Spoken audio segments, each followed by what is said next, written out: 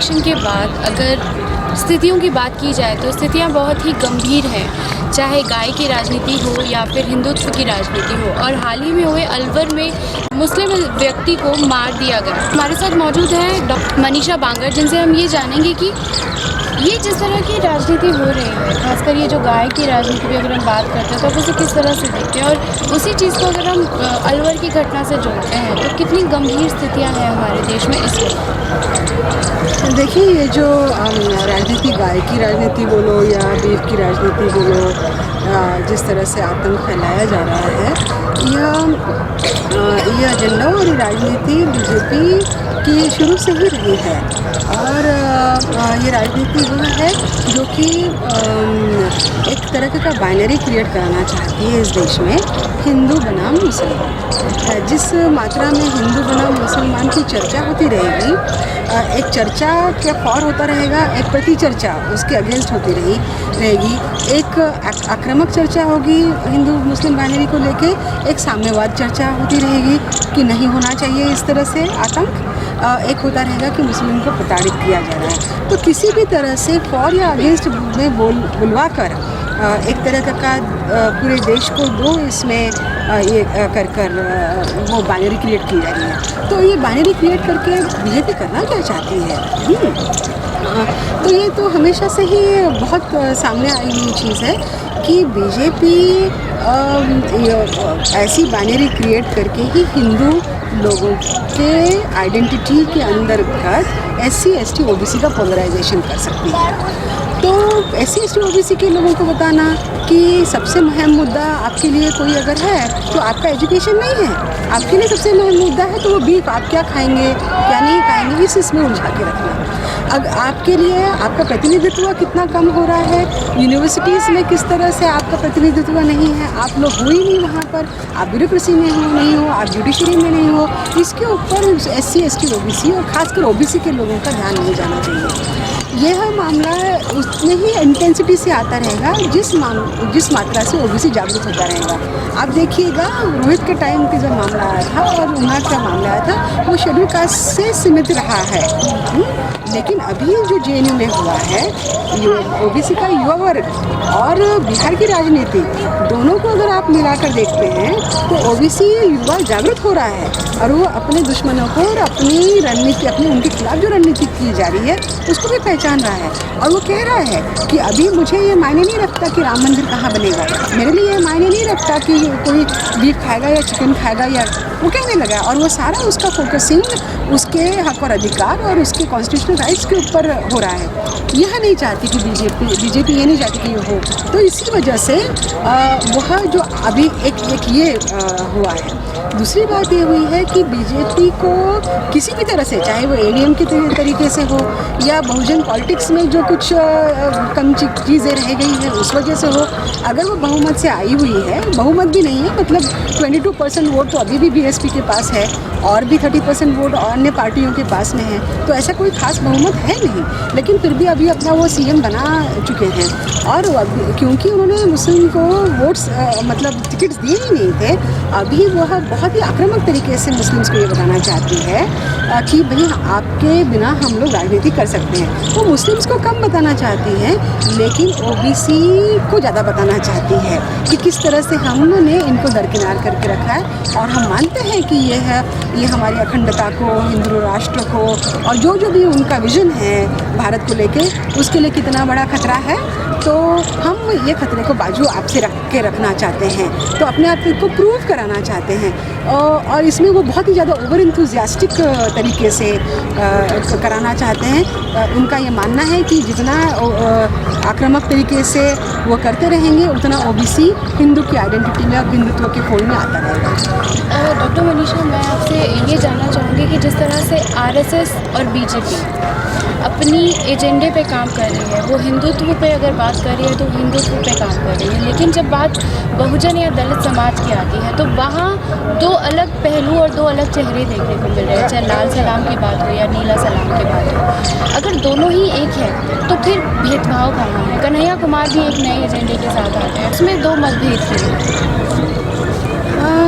जो आप कह रहे हैं कि बहुजन पॉलिटिक्स की तरफ भी मतभेद है, ये दोनों पार्ट तो एक कम्युनिस्ट पार्ट है और एक अम्बेडकराइट, फुले अम्बेडकराइट पार्ट है। दोनों की आइडियोलॉजीज़ डिफरेंट है और दोनों को काम करने का तरीका अलग है, उनका डिस्कोर्स अलग है।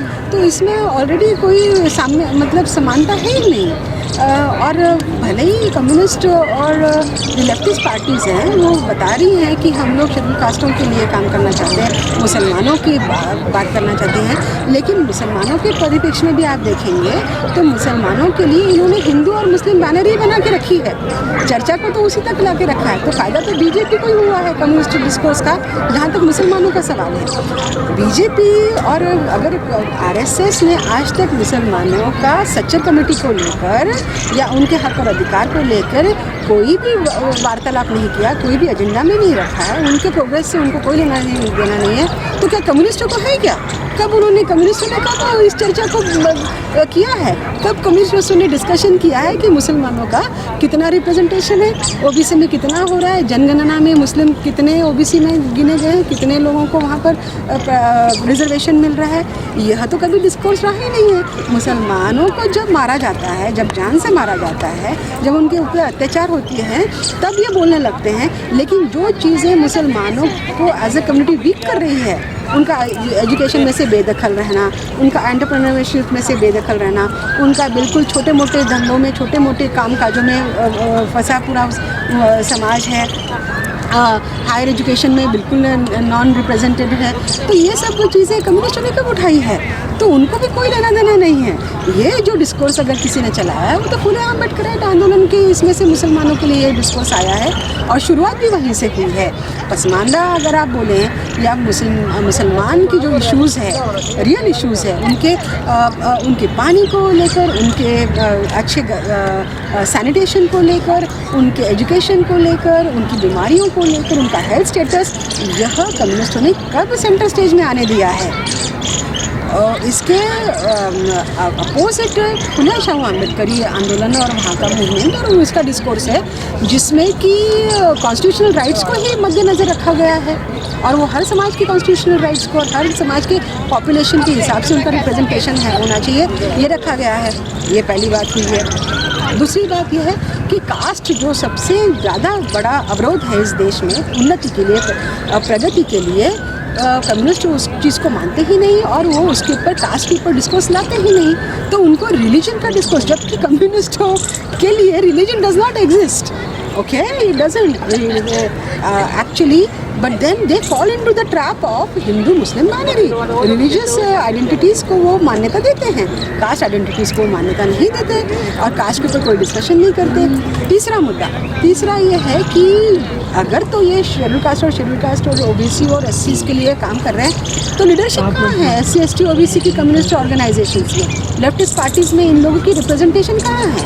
तो जब ब्राह्मणवादी व्यवस्था, जाति व्यवस्था को हटाए बगैर ये शेड्यूल कास्ट ट्राइब्स, ओबीसी और मुसलमानों का उद्धार नहीं होने वाला। लेकिन इसके खिलाफ बोलने के लिए क्या कम्युनिस्ट राज़ी है? बिल्कुल भी राज़ी नहीं है। तो लाल सलाम और नीला सलाम ये कॉन्कॉक्टेड था, ये कुछ एकेडमिशियंस लोगों का एक प्रोजेक्ट टाइप से उन्होंने उसको किया, क्योंकि इस तरह से शेड्यूल कास्टों की ताकत इमर्ज होके आई थी। तो इन लोगों का हमेशा से एजेंडा रहा है कि उसको हाईजैक करना। जो आप कन्हैया कुमार की बात कर रहे हैं, कन्हैया कुमार को तो प्लान किया गया, वो ब्राह्मणिकल मीडिया का प्रोडक्ट है और जिस फुर्ती से वो आए थे उसी फुर्ती से चले गए। तो और बिना कुछ किए आज न वो जातिवाद के खिलाफ बोलते हैं, न ब्राह्मणवाद के खिलाफ बोलते हैं। और सबसे अहम मुद्दा जो ओबीसीज का जेएनयू में रिप्रेजेंटेशन को लेकर मुद्दा हुआ है, इनके हक और किसी भी आज ब्राह्मण लोग या उच्च वर्णीय लोग सत्तारूढ़ क्यों हैं? शुरू से हज़ारों सालों से उन्होंने एजुकेशन और नॉलेज को अपनी बपोती बना के रखी हुई थी। तो अगर वो लोग इन लोगों को कमज़ोर में से मजबूत बनाना चाहते हैं, इस समाज को आगे लेके आना चाहते हैं, तो सबसे पहले तो उनको इनके एजुकेशन के ऊपर ध्यान देना चाहिए, उसकी बात करनी चाहिए। और इसके खिलाफ कम्युनिस्टों ने, लेफ्टिस्ट लोगों ने जो प्राइवेटाइजेशन एजुकेशन का हुआ है उसके खिलाफ रास्तों पे आना चाहिए। आज तक आप मुझे बता दो एक भी कोई आंदोलन इन्होंने SC ST OBC के एजुकेशन के लिए चलाया हो या मुसलमानों के लिए चलाया हो। तो ये जो लाल सलाम नीला सलाम पहले से ही झूठी बात थी, ये बेबुनियाद बात है, ना इसका रियलिटी में कोई बेस है, ना ही कोई डिस्कोर्स में बेस है, ना ही आइडियोलॉजी में बेस है।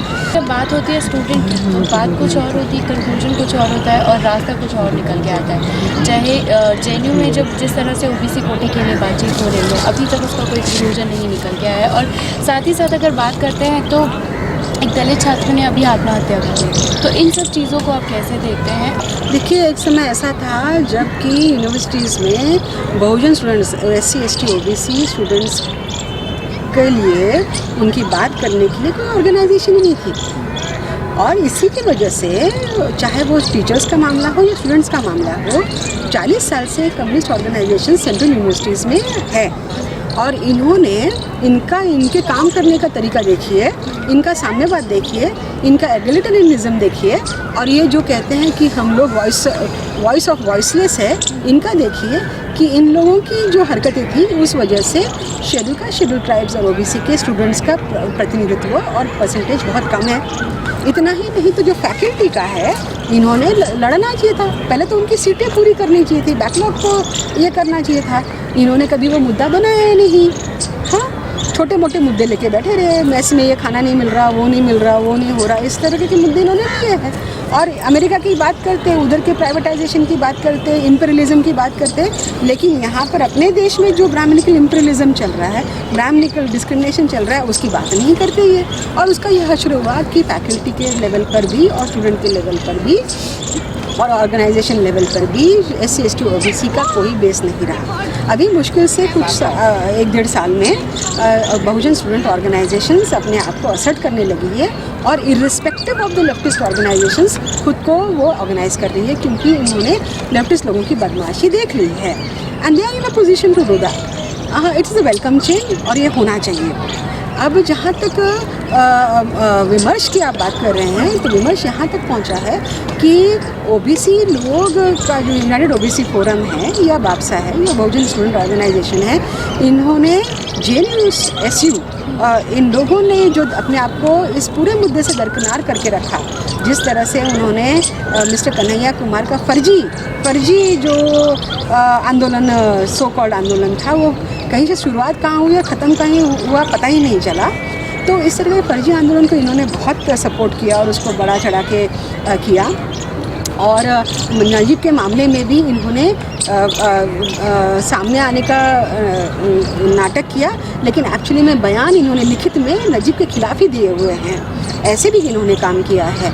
तो ये सब चीज़ें सामने आई और मिस्टर कन्हैया कुमार इस तरह के लोगों का जो प्रॉपिंग अप शुरू था, इन लोगों का भी टोटली जो एजेंडा है ये समझ में आ गया।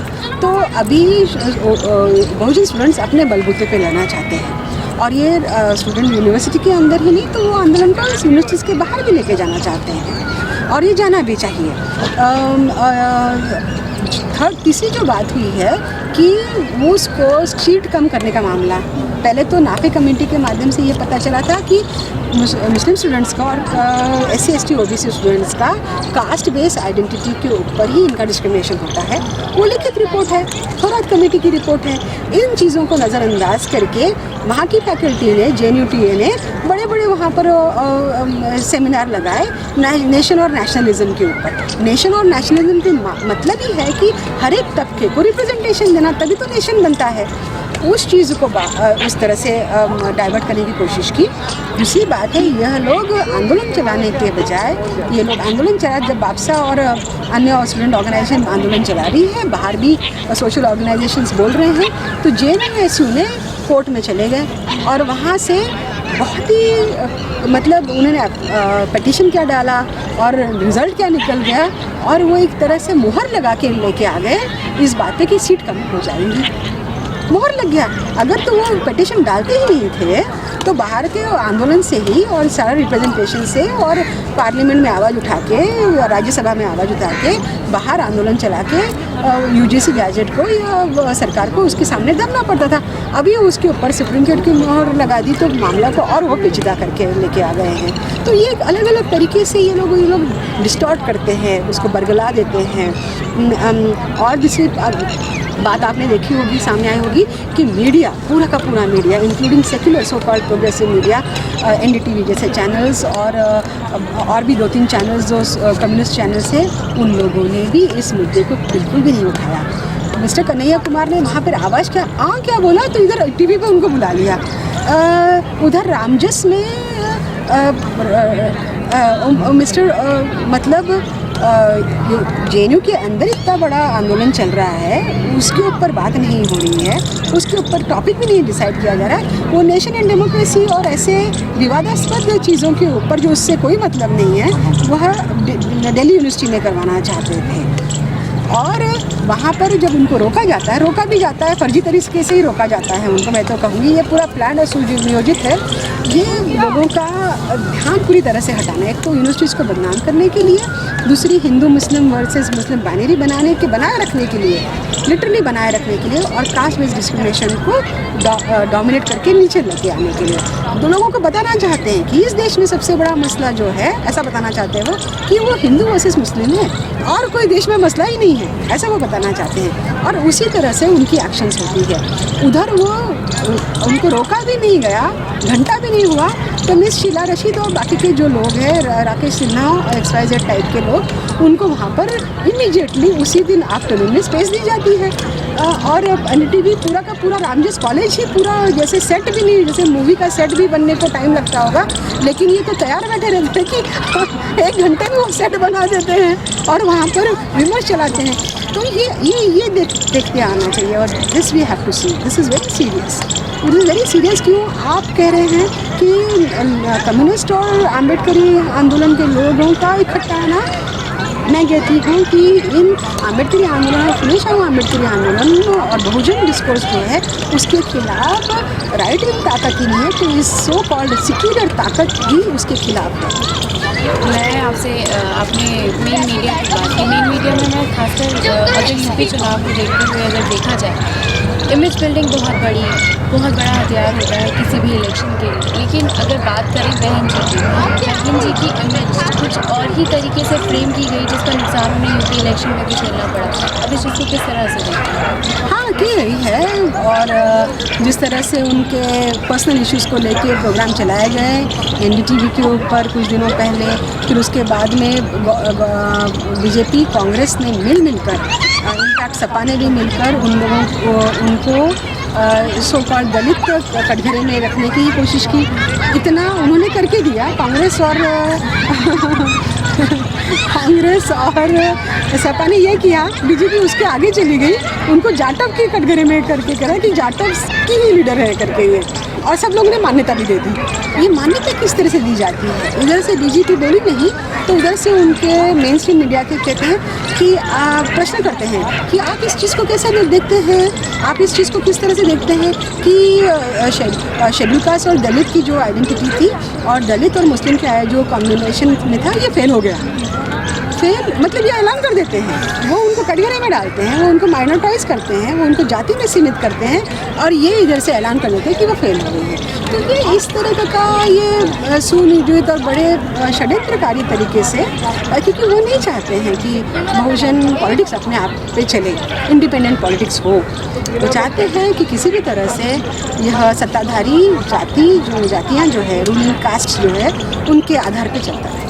मेरा आखिरी सवाल यही होगा कि अलवर में जिस तरह की घटना हुई, वहाँ पर एक युवक को गाय को ले ही जा रहा था कि कुछ लोगों ने उसे पकड़ के इतना मारा कि उसकी वजह से मौत हो गई। तो आप इस चीज़ को किस तरह से देखते हैं कि मेरी प्लेट में क्या है, उस हिसाब से आप मुझे जीने देंगे या मरने का हक आपको मिल जाए? देखिए, इस पूरे भारत में जो ये मांस का मसला आया है, पहले बीफ का आया, फिर बाद में दूसरे मांस के ऊपर, फिर कभी मांस और बीफ और सारा कुछ इस तरह मिलाकर, फिर शाकाहारी मांसाहारी इस तरह का इसी के इर्द गिर्द पूरा रहता है। तो ये तो सर्वविदित है कि जो लोग इसलिए कुछ चीज़ को लेके चला रहे हैं वो मतलब क्लेम कर रहे हैं कि हम लोग मांस नहीं खाते हैं। तो ब्राह्मण और उच्च वर्णीय लोग ऊपर से लेके कन्याकुमारी से लेके तो कश्मीर तक और वेस्ट से लेके ईस्ट तक सब लोग मांस खाते हैं, पहली बात तो ये है। और गाय को लेकर करें या भैंस को लेकर करें या कोई जानवर को लेकर करें, फिर से मैं कहूँगी कि यह ओबीसी लोगों का हिंदुआइजेशन को स्ट्रेंथन करने के लिए, हिंदू मुस्लिम बाइनरी क्रिएट करने के लिए ये किया जा रहा है। दूसरी बात क्यों? क्योंकि ताकि ओबीसी ये जो सारे मसले हमने बताए इसके ऊपर वो ध्यान ना दे। तीसरी बात। चौथी बात यह है कि इट इज़ नॉट कि ब्राह्मण मांस खाता है कि नहीं या किसी और ने खाना है कि नहीं, लेकिन उनका ये कहना है कि Brahmin will decide, he will be the authority to decide what you will eat, what you will not eat. और फिर अगर आप खा रहे हैं तो फिर आप वो उनके संकल्पना में नहीं है, आप राष्ट्रद्रोह कर रहे हैं, आप एंटी नेशनल है। वो उस चीज़ को anti national, sedition, Hindu Muslim binary, ये इसी विमर्श में पूरे इंडिया के सारे प्रॉब्लम्स को रखना चाहती है। जितने ये इस प्रॉब्लम में रहेंगे उतना हिंदुत्व का एजेंडा उतना स्ट्रांग होते रहेगा और वह अपने आप को प्रूव कराना चाहिए अपनी कॉन्स्टिट्यूंसी के सामने कि देखो हम लोग इतने ज़्यादा हमारे इससे अनकॉम्प्रोमाइजिंग है कि हम लोग जान भी ले लेते हैं, हम जान से भी खेल लेंगे और जान भी करके और एक अनलीगल इंस्टीट्यूशन, इलीगल इंस्टीट्यूशन गौरक्षक के नाम से क्यों ना हो, अलग अलग तरीके से क्यों ना हो, यह वो एस्टैब्लिश करना चाहते हैं अपनी पॉलिटिक्स के लिए और पूरे डेमोक्रेसी के जितने भी पिलर्स हैं उसके ऊपर अबाधित अनियंत्रित कब्जा करने के लिए और उस कब्जे को बनाए रखने के लिए। तो यह उनका एजेंडा है। आतंक निर्माण करना ब्राह्मणवाद के लिए बहुत ज़रूरी होता है। आतंक निर्माण करेंगे तो ही ब्राह्मणवाद जिंदा रहेगा। आतंकवाद ब्राह्मणवाद के अंदर निहित है और उसको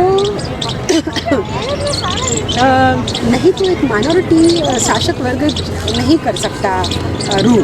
तो ये आतंकवाद की जननी ब्राह्मणवाद है, उसमें से पैदा हुआ है और उसको अपनी पॉलिटिक्स कंटिन्यू करने के लिए उसको बनाए रखना पड़ता है, जो कि वो बनाए रखता है।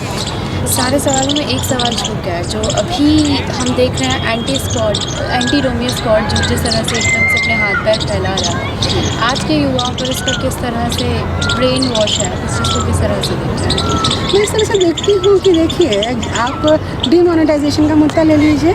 डिमोनेटाइजेशन के वक्त में मैंने कहा था, अभी भी कह रही हूँ कि जो एक हिंदू राष्ट्र की संकल्पना है, हिंदू राष्ट्र का मतलब ब्राह्मण राष्ट्र और ब्राह्मण राज्य, उच्च वर्णों का राज, तो उसमें यह है कि मनुस्मृति के हिसाब से और वेदों के हिसाब से उनके धन दौलत पे हमारा कब्जा रहना चाहिए और डिमोनेटाइजेशन की वजह में वैसे ही हुआ।